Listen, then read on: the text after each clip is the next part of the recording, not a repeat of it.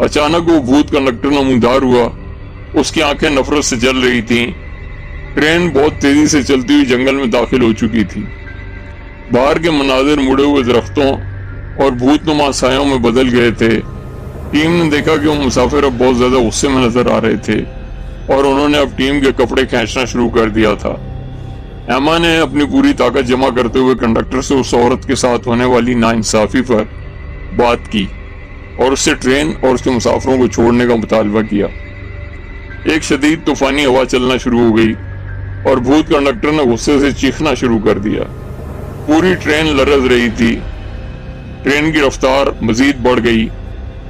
ایما نے اس عورت کے ساتھ ہونے والے ظلم کو ختم کرنے کے لیے آگے بڑھ کر کنڈکٹر کو چھونے کی کوشش کی۔